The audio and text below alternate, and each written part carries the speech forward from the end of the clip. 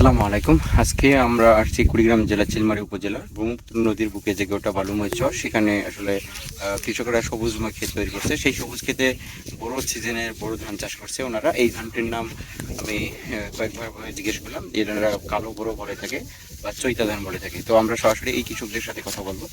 আসসালামু আলাইকুম। আপনি কি করতেছেন এখানে? বড় ধান, এটা সিজনটা বড় সিজন। ধানটার আর কোনো নাম আছে? না, আর কোনো নাম নেই, এটা কালী বড় করা। কালী বড়। এই ধানটা কতদিন হচ্ছে রোপণ করে?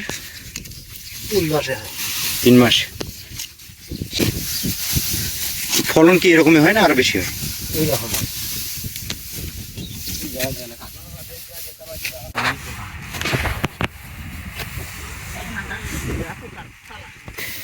আপনাদের এটা কি ধান? বড় ধান। আজকে কাটলেন? কালকে করছে, আজকে করছে। এটা কি পেকে গেছে? এটা ফলন কেমন হয় আর কি?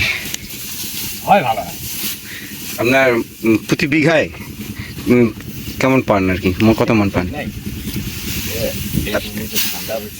হ্যাঁ, বিঘা 15 মন 20 মন হয়। আপনাদের পোষায়? পোষায় না পোষাবে, এটা তো এই যে গাড়ি চলছে এই পর্যন্ত শেষ। কোনো খরচ নেই আর? আছে হয়তো সার পানি কিছু দিতে দেওয়া, পানি টানি যেমন সার টার দেওয়া লাগে। আচ্ছা আচ্ছা। এলে আগে আসেন না, এখন দেওয়া লাগে। আগে ছিল না, এখন দেওয়া লাগে। গাড়ি চলছে পানি টানি দেওয়া নাই, সার দেওয়া নাই। এটা চাষ করছেন কিভাবে? চাষ করা নেই। চাষ করা নাই। পানি যখন ছিল হালকা নামি ছিল তখন রোপণ করছেন খালি? ও আচ্ছা, আমার চাষ করা লাগে না।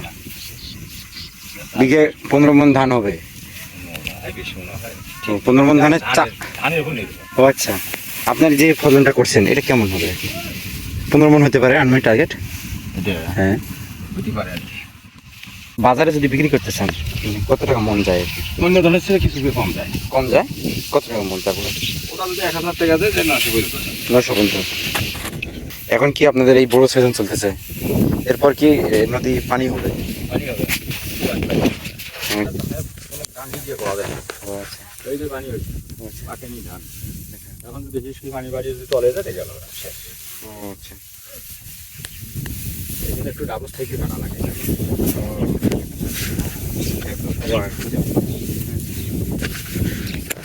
আপনাদের সবারই এখন এই চাষ সিজন চলতেছে?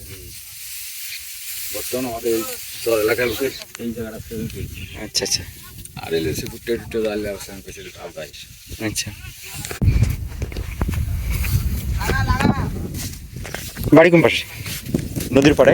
ওই যে স্কুলের সবারই বাড়ি স্কুলের পাড়ে। উপরে কি নদী আছে? ও, এটা পাড়, নদীর পাড়।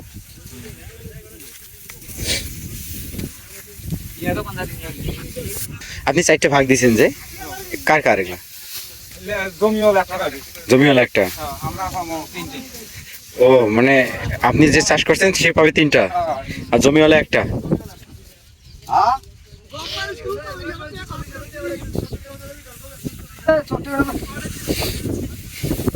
কত শতক জমি চাষ করছেন? বিঘা খানিক। মানে এগুলো অরিজিনাল মালিক চাষ করে না জমিগুলো? অরিজিনাল মালিকেরা ভাগ দিবেন নাইছে, কিন্তু চাষ করে না। না করছে, অনেকে করছে, এখন করে নাই, এখন করছে। আচ্ছা। এই বড় ধান চাষ করার পর যখন বড় ধান উঠানোর সময় হয়, এখানে হচ্ছে 4টা ভাগে ভাগ হয়। একটা ভাগ হচ্ছে জমির মালিক পায়, আর 3টা ভাগ হচ্ছে যে ইনি চাষ করে তিনি পায়। তবে এই ধানগুলো আমি রোপণ করা দেখে গেছি। এর আগে যারা আমাদের এই কন্টেন্টগুলো দেখেন তারা দেখতে পাবেন সেখানে যে ধান রোপণ। এখন বড় সিজনে পুরো মৌসুম চল। দর্শক শ্রোতা, আমরা আসলে বড় সিজনের কাজগুলো সেগুলো দেখাচ্ছি। এখন ধান ভাগ হচ্ছে, এখান থেকে আবার ধান মারাই হবে। তো আমি যে ব্রহ্মপুত্র নদীর বুকে যে গোটা মরুময় চর, যেখানে পানি ধীরে ধীরে নামে যায়, সেখানে কিন্তু আজ থেকে 2 মাস আগে বা 3 মাস এর মতো সময় হবে, এখানেও তারা হচ্ছে শুধু ধানের চারা রোপণ করে গেছে, এর মাঝে শুধু পানি দিচ্ছে, একটু হালকা সার দিছে, আর সেখানে আবার চাষ করে কিছুদিন পর উঠাচ্ছে সেই ধানগুলো। আসলে আমরা আজকে সেই চাষের ফসলগুলো দেখাইলাম। এটা হচ্ছে এনারা ফ্রিতেই চাষ করে, এখানে বেশি খরচ হয় না। আবার আবার ফলনও তেমন হয় না, বিঘায় মানে 33 শতকে হচ্ছে 1 বিঘা, সেখানে মাত্র 15 মণ থেকে 20 মণের মধ্যেই ধান আসলে তারা উৎপাদন করে। এই অঞ্চলের মানুষগুলো এইভাবেই তারা ধান চাষাবাদ করে থাকে। এই ধানগুলো যারা আমাদের কন্টেন্ট বা ভিডিওগুলো দেখেন তাদের ভালো লাগলে আপনারা আমাদের কমেন্ট করে জানাবেন।